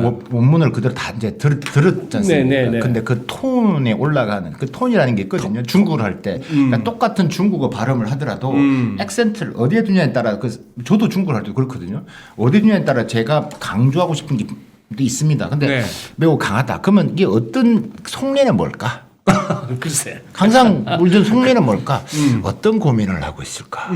그렇잖아요, 그죠? 그러니까요. 그러니까 항상 그런 걸 해야 되는 게 그런 걸 해서 우리 많은 기업분들한테 알려주고 우리 투자자분들 네, 네. 해야 되는 거니까. 그러니까 신문에 나오는 그런 것만 보지 마시고 진짜 안에 있는 부분들을 예, 예. 우리나라를 위해서 필요한 우리 기업을 위해서 필요한 거니까 예. 해야 되는 건데 아까 말씀하셨지만 지금 이제 3년이 얼마 안 남았어요 이제. 근데 이제 곧 내년에 이제 되면 내년 결정이 10월. 된다고요. 10월이 되면 3년이면 되냐 안 되냐 분위기는 되는 것처럼 하지만 가봐야 되겠지만요. 3년이 그러면 지금 부분에서는 시진핑 입장에서는 일단은 미국이 고마울 거예요. 때려줘서 때려줘서. 때려줘 고맙다는 건 뭐야? 뭉치게 해줬단 말이에요. 지금 이 부분에서는 제가 그냥 푼 게 아니라 전반적인 중국과 소통을 하고 모두 중국의 많은 자료를 보고 미국 관련 여러 가지를 보고 제가 설명드리지 않겠습니까? 네. 그러니까 지금 기본적으로 시진핑 주석에는 그러니까 공산당이 어떤 생각이 있을까? 특히 시진핑 주석 입장에서는 이제 고마울 거라고. 이렇게 똘똘 뭉쳐주겠어. 그러니까 그 뭉쳐주는 계기를 만들어주기 미국이었죠. 그런데 그래서 일단은 애국심을 해가지고 좀 더 이렇게 불태워야 되는 거예요. 그러니까 강하게 나가야 된다고요. 이게 있는데 그 이면에는 또 뭐가 있냐면 아까 우리 계속 이야기했지만 사람들이 이제 중국 내부에서 어떤 이야기를 하냐면 아니 적이 너무 많이 생기는 거 아니야? 미국만 중국 때리면 오케이. 네. 그럼 우리는 똘똘 뭉칠 수 있어. 예. 왜 미국이 우리만 때려? 씨. 이렇게 생각되는 거죠. 근데 오케이. 그런데 뭐 분위기가 뭐야? 주변국도 같이 다 중국 싫어하냐? 이건 아닌데? 이런 이야기가 뭐예요? 틀리기 시작한다는 이야기예요. 네. 그럼 뭐요? 이제 심장에서는 공격이 대상이 될 수 있다. 공격 받을 대상이다. 예. 아까 말씀드렸죠. 시진핑이 확실한 권력을 쥐고 있지만 중국은 일단 집단 아까 말씀드렸죠. 세계 나름의 이 권력 팀들이 있지 않습니까? 아까 말씀하셨다시피. 네. 그래서 이 부분에서의 그 부분에서 누가 이렇게 자꾸 치고 들어오면 아니 미국은 오케이인데 지금 하물며 옆 나라 한국도 중국을 너무 싫어한다는데. 아니 그전에 있는 우리한테 오지게 나라가 등을 돌린다는데 지금 일반적인 국민들이 지금 들려오는 이야기가 전부 다 중국 다 싫어하는데 이게 이제 하나의 이게 만들어지는 게 시진핑에 들어가기 시작했다는 이야기예요. 네. 그러니까 이제 그런 부분이기 때문에 일단은 지금 그 상태에서는 강력한 오조로서 불을 태워야죠. 그렇게 이제 그 이슈를 덮어야 되는 거예요. 그런 지금 말이 나오고 있는 거 있잖아요. 지금 이렇게 지금 이제 중국이 지금 코너에 몰려 있는 것을 더 강력한 이슈로서 해가지고 그럼 강력한 오조가 필요하겠죠. 그 오조로 그 이슈를 덮어버려야 되는 거예요, 지금. 그러니까 세게 나갈 수밖에 없는 거예요. 우리 박 교수님은 저는 뭐 개인적으로 이렇게 교수님의 역할이나 어떤 교수님의 어떤 철학은 제가 어느 정도 짐작을 하는 것이 우리가 중국이란 나라와 중국 공산당 정부가 하는 이런 것들을 보고 우리가 마냥 미워만 할 수 없는 입장이고 숙명입니다. 그렇죠. 그걸 갖고 고민하시는 분이잖아요.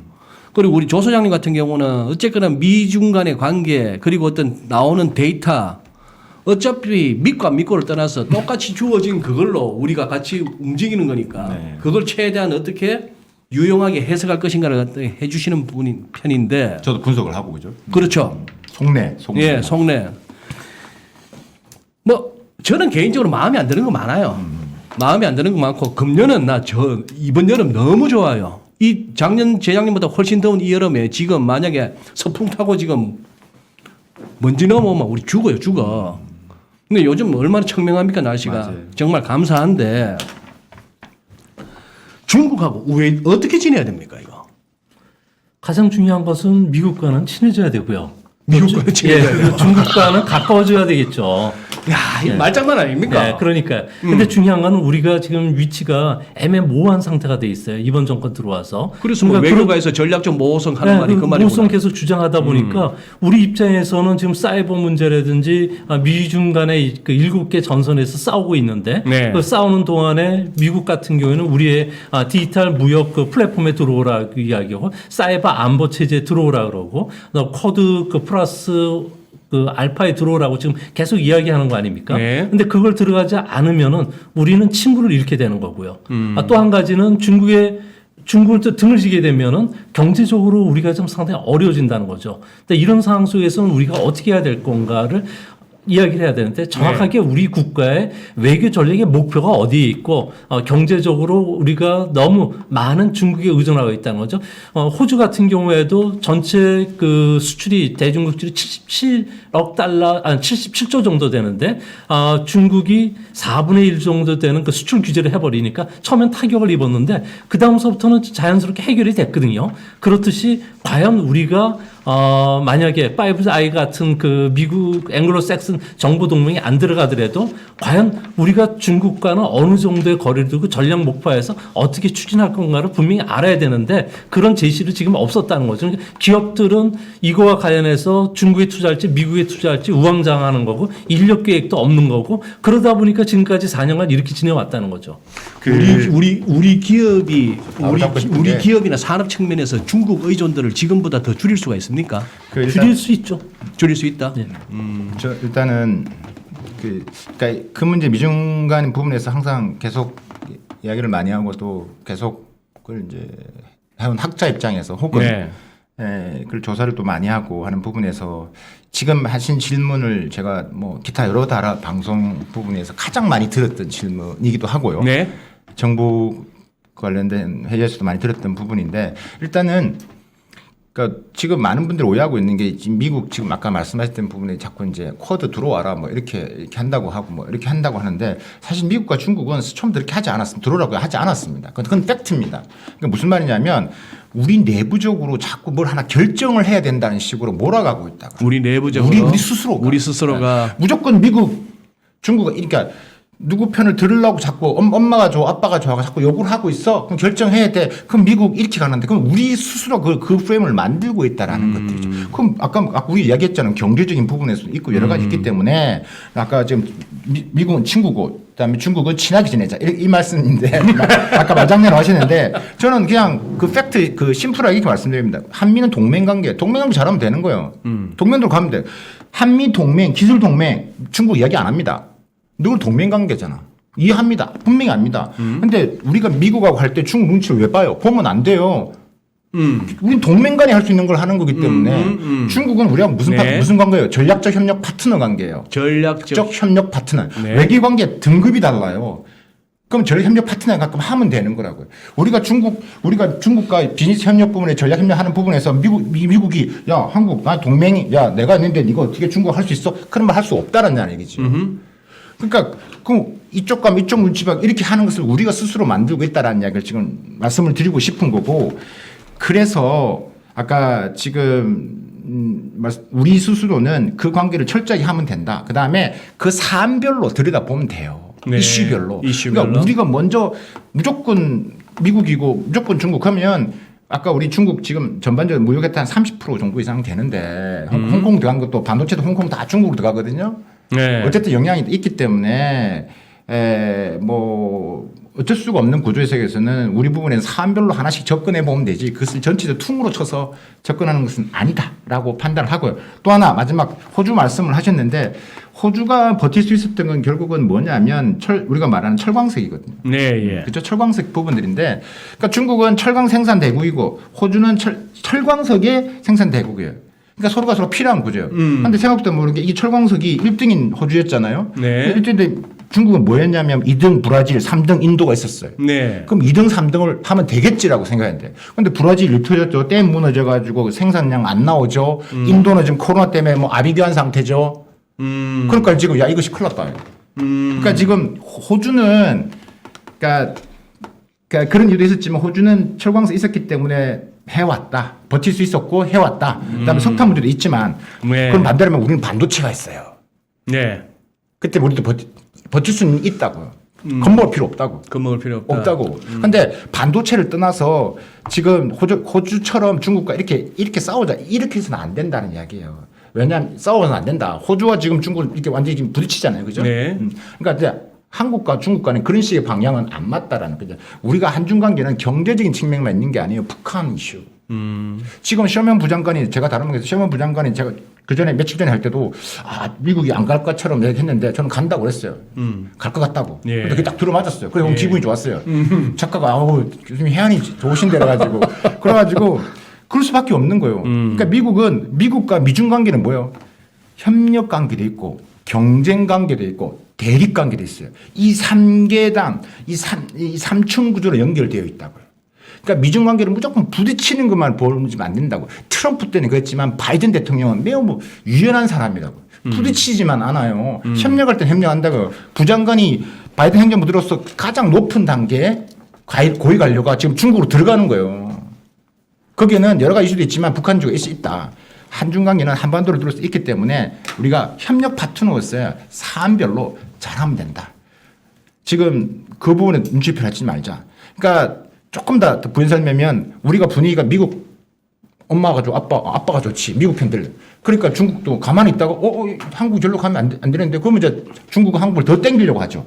그러니까 그 프레임을 자꾸 우리 스스로 만드니까 더 얽혀버리는 거다. 하이야 요새 똑똑한 애들은 그래 물으면 그런 거 묻는 거 아니야 이런. 사안별로 하면 되고 동맹과 전략 협력 파트너는 다르다. 아까 그 말씀은 많은 분들이 우리 채팅방에서도 공감을 하시는데 교수님 말씀에 그러면은 조 소장님 지금 지금 이렇게 뭐 여러 가지 2부 시작에서부터 지금까지 이런저런 문제를 다루다 보니까 조금이 중국의 무슨 뭐 직접 투자가 됐건 간접 투자가 됐건 기업 측면에서는 직접 투자 우리 일반인들 같으면 뭐 중국에 뭐 펀드를 든다든지 중국 이게 조금은 깨림칙해지는데 어떻게 보십니까? 중국 같은 경우에는 가장 중요한 게 우리가 중국에 상장되어 있는 기업을 다 보는 게 아니잖아요. 네. 종목별로 봐야 되고 네. 중국 정부 같은 경우는 자금난이 어렵고 그러면은 기업들과 관련해서 M&A를 많은 규제를 많이 풀거든요. 철강 회사들 같은 경우에도 철강 기업 간의 M&A도 있었고 그리고 칭한유리 같은 경우에도 결론적으로 이야기해서 49% 개인이 갖고 있는 지분을 알리바바로 준다든지 아니면 국유 석유회사한테 줄 수도 있고 아니면 네. 펀드회사를 통해서 합병을 시키는 방법도 있고 그래서 여러 가지 방법들이 있기 때문에 중국을 대표하는 기업들 중에서 지금같이 어려울 때는 국유 기업을 중심으로 해서 아무래도 그 M&A가 진행이 되거든요. 네. M&A와 관련해서 많은 규제들이 지금 완화가 되고 있기 때문에 이거와 관련해서 유동성이 좋은 기업들, 마오타이를 만드는 이런 기업, 꼬량주 만드는 마오타이 같은 경우도 현금 유동성이 상당히 좋은 기업이거든요. 그러니까 이런 기업들이 항공사라든지 첨단 쪽에 막 들어가려고 그래요. 전기 자동차도 들어가려고 그러고. 그래서 이런 기업. 고량주 만들다가 이제 비행기도 만들고 전기차도 만들겠다고요? 아니, 그럼 만들고 있어요. 부품 회사를 많이 갖고 있어요.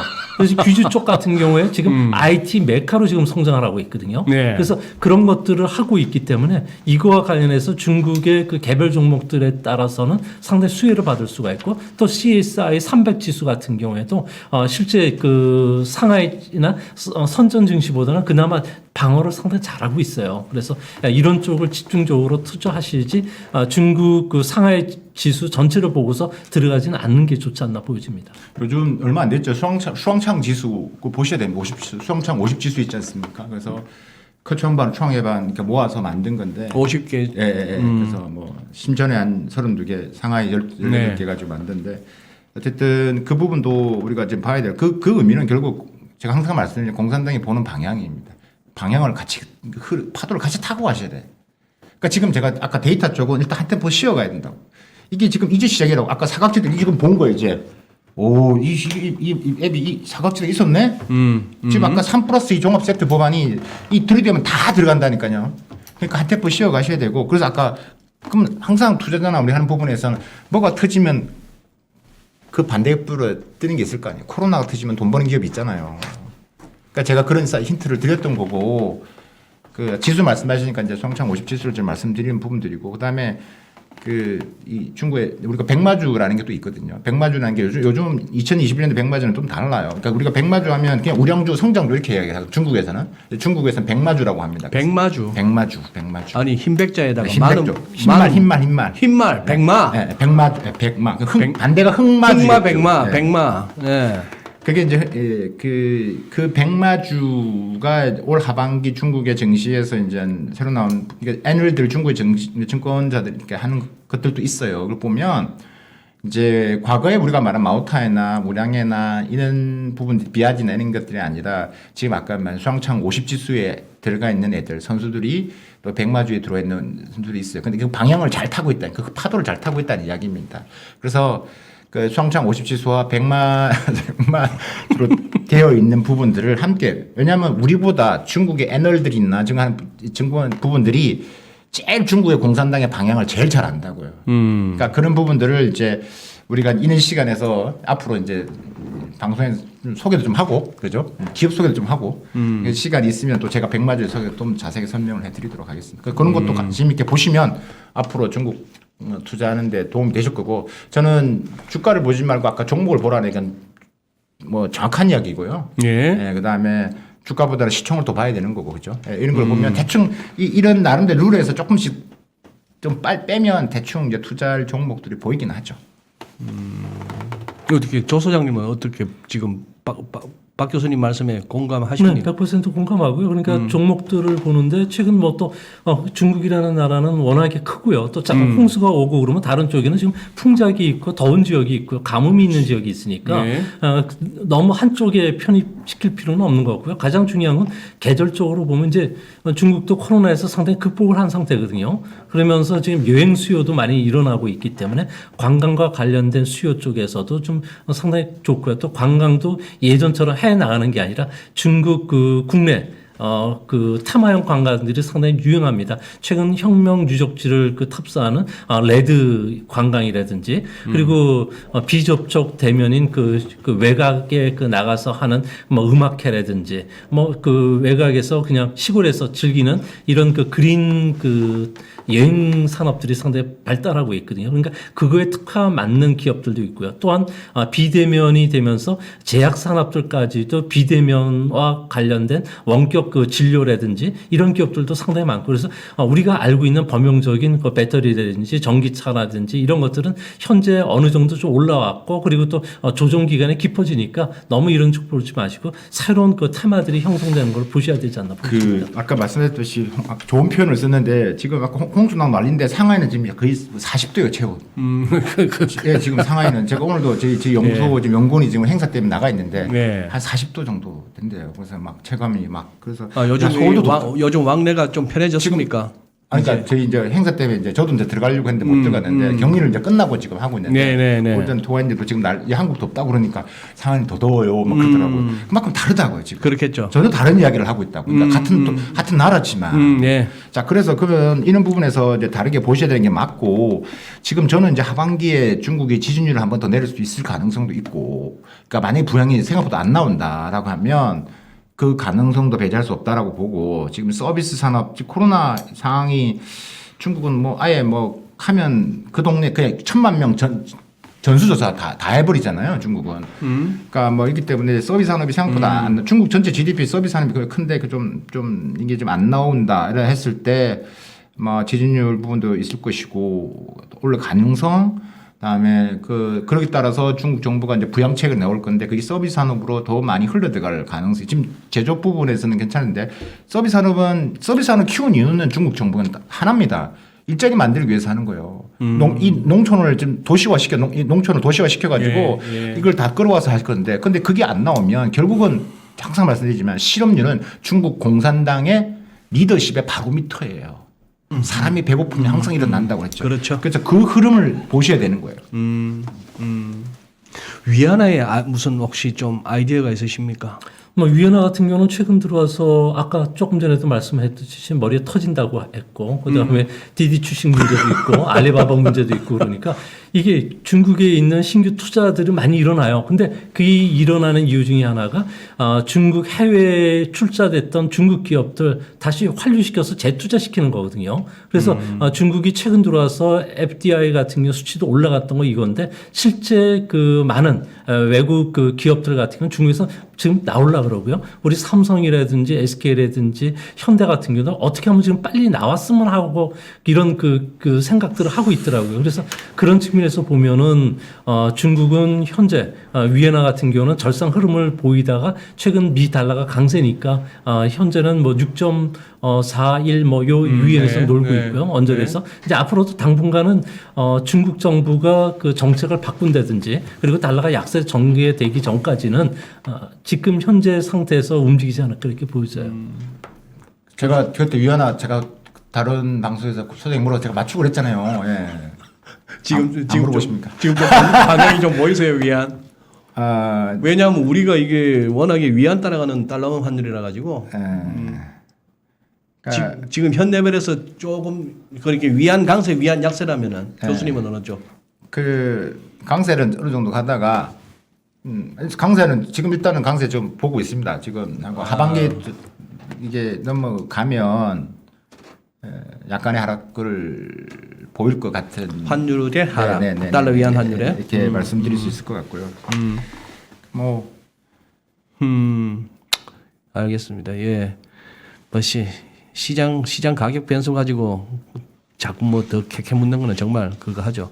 근데 어쨌거나 위안이 중국 입장에서 뭐 위안이 꼭 강해지는 게 유리하다, 약해지는 게 유리하다 뭐 그렇게 말하기도 지금 좀 애매한 레벨인 것 같고. 다 장단점이 있습니다. 다 장단점이 있으니까 그렇죠. 그러면 마지막으로 요즘 중국이 지금 이래저래 어수선한 가운데 북한과 한국을 포함한 한반도 정세에 뭐 좀 이렇게 신경 쓸 만한 여유가 있을까요? 중요하죠. 중요해요. 중국이 신경 안 쓸 수가 없죠. 한반도는 지금 아까 한반도 그러니까 지금 이제 왕이 외교부장과 만났잖아요. 지금 그 셔먼 부장관이 지금 한국에 있는데 25일 날 넘어가요. 중국으로 가서 중국의 외교부 부장관이 아니죠. 아니, 미국의 셔먼 부장관이 지금 한국에 와 있고 지금 있단 말입니다. 예. 안 간다 했다가 간다라고 했는데 저는 이제 결국 제 말 맞았고 간다. 그래서 이제 오늘 그게 어디쯤 나왔죠. 그래서 성사가 된 거예요. 그럴 수밖에 없죠. 미국은 북한 문제 해결했으면 중국이 필요하고 중국은 미국과의 접점면을 자꾸 넓히려고 하니까 여러 가지 조건상 그래서 가는데 중국 입장에서 아까 제가 말씀드린 미국과의 접점을 높여야 돼요.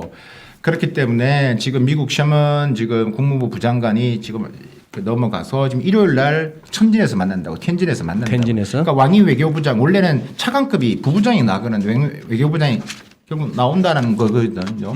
그래서 만나서 결국은 그 이야기의 내용은 지금 아까 말한 한반도 그러니까 북한 이슈에 대해서는 지금 이 북한이 중국 입장에서는 매우 중요한 레버리지거든요. 미국과의 이야기할 때 가장 내가 힘을 쓸 수 있는 게 지금 북한 이슈가 내 옆에 있기 때문이라고요. 네. 그렇기 때문에 당연히 신경 쓸 수밖에 없는 구도고. 그래서 이번에 서먼 부장관의 한미일 차관급 회의 그다음에 지금 한국 왔다가 몽골 들렸다가 지금 중국 가는데도 다 이제 그런 스토리 안에 있고 우리 매체에서 관심을 가진 이유가 다 그런 이유라고요. 결국 중국과 미국이 만날까? 그래서 중국이 북한하고 어느 정도 지금 우리가 지금 평화적으로 지금 하는 부분. 그러니까 과거의 하노이식 트럼프식은 안 된다고 생각을 하고 있는 거고. 셔먼 부장관이요. 좀 말씀드리면 원래 엄청난 대북 강경파입니다. 이분이 예, 이게 뭐죠? 이게 완전히 그 백발마녀라는 별명이 있잖아요. 이분이 북한은 협상을 하면서 뒤에 숨어서 개발하고 있는 애야. 그렇게 했던 사람이 좀 바뀌었거든요, 지금. 지금 분위기가 많이 바뀌었다. 그럼 그렇게 안 되겠다. 좀 숨을 줘야 되겠다. 그래서 지금 단계별로 비협상, 그러니까 비단계, 그러니까 우리가 단계별로 이제 그 비핵화 협상을 해야 된다라고 지금 방향이 틀었고, 그러니까 그런 부분에서의 가장 핵심적인 것은 중국과 얘기를 했는데 그 부분에서 지금 외교 왕이부장이 와서 이제 얘기를 할 거고, 이걸 지켜봐야 되겠지만, 근데 원론적으로 끝날 것 같아요. 결국 이것을 칩으로 사용할 것 같고, 거기서 만약에 셔먼 부장관이 신강 위구르 이슈 또 던지고, 그 이슈에 대해서 인권을 또 던지면, 우리 옛날에 방송할 때 말씀하셨잖아요. 기억나시죠? 알래스카에서. 네. 야, 그런 식의 말을. 예. 완전히 그게 뭐 하자는 건지, 그죠? 두 나라가 이제. 그런 식까지 갈 것이냐.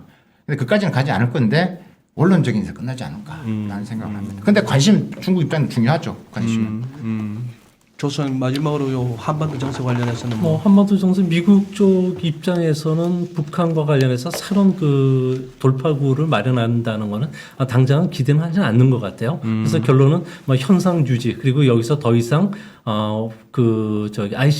ICBM이라든지 그리고 그 잠수함에 쏘는 SLBM 같은 경우를 실험하지 않도록 뭐 위기 관리 차원에서 그런 쪽으로 하고 가장 중요한 건 대만 문제죠. 미국 입장에서는 네. 대만의 모든 그 역량이 지금 집중되어 있는 상태이기 때문에 3년에서 6년 그 사이는 아무래도 미국 입장에서는 북한 문제보다는 대만 문제에 더 신경 쓰지 않을까 보여집니다. 예, 알겠습니다. 우리 입장에서는 북한 이슈가 매우 중요하거든요. 안 그렇겠습니까? 죠? 북한 이슈가 매우 중요하기 때문에 역할을 해줘야 되는 부분들이고 북한 이슈에 따라서 우리 정치권도 변하고 거기에 따라서 제도적인 게 많이 변하기 때문에 좀 봐야 되겠죠. 이래저래 우리도 내년에 대선입니다만 대만도 내년에 선거 되죠. 내년에 총통 선거가 내년인가요? 아니요, 내년 아닙니다. 내년이 아니고 얼마 안 총선이죠. 내년 총선. 그리고 일본이 10월달에 총선 있고요. 예. 요즘은 참 일본에 다 끝났나요? 시간이 금방 가네. 시간 금방 가고 아니면 교수님 뭐 오늘 아닙니다. 요 말씀은 하나 뭐 생각하고 계셨던가? 뭐 질문하면 드려도 뭐 워낙 하고 모처럼 즐거웠습니다. 예, 모처럼 두 분 모시고 제가 좀 이렇게 두서없이 여쭤봤던 것 같습니다. 막 욕심은 나고